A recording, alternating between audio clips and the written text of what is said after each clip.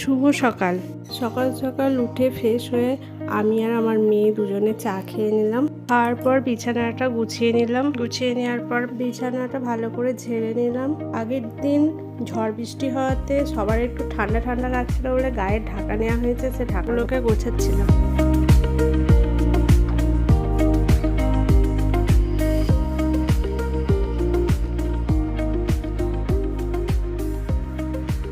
এই ঘরটা গোছানোর পর পাশের ঘরে চলে গেলাম। পাশের ঘরের খাটটা গুছিয়ে নিলাম।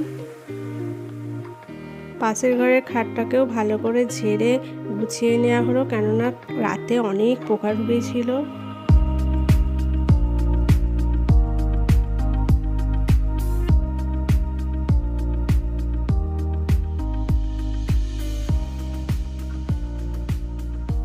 ঠাকুরের জায়গাটা ভালো করে ঝেড়ে নিলাম। আর ঠাকুরের ওপরে ঝুল হয়েছিল, সেখানে তার ঝাঁটা দিয়ে ঝাড়া যায় না, তাই একটা কাপড় ছেঁড়া দিয়ে ভালো করে ঝেড়ে নিলাম।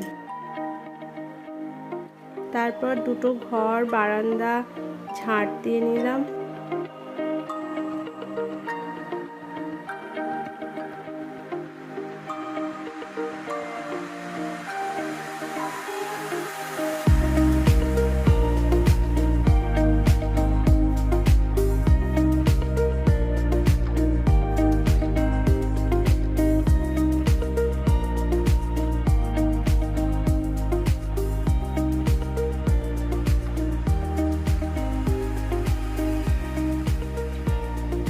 ঘর বারান্দা ঝাঁট দিতে দিতে মাছ দাদা চলে এলো। মাছ দাদা থেকে একটা মাছ কেনা হলো।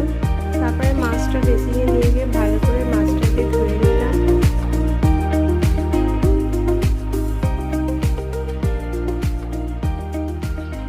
তারপরে একদিকে ভাত বসিয়ে দিয়েছি, একদিকে মেয়ের ডালিয়া বসিয়ে দিয়েছি। তারপর মাছগুলো ভাজবো বলে মাছগুলোই নুন হলুদ মাখিয়ে নিলাম। তার আগে তেলের শেষেতে একটু তেল ঢেলে নিলাম।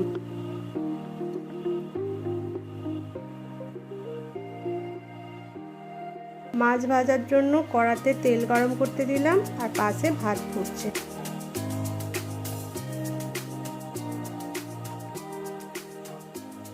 তারপর মাছগুলোকে ভেজে নেওয়া হলো। তারপরে মাছ ভাজা চাপিয়ে দিয়ে মেয়েকে খেতে দিলাম, নিজেও একটু ভাত খেয়ে নিলাম।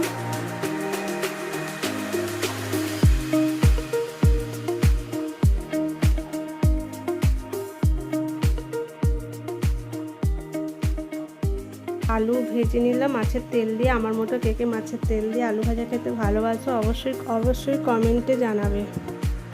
তারপরে দুপুরে খাবো বলে একটুখানি গরম গরম নিম পাতা ভাজা করেছিলাম।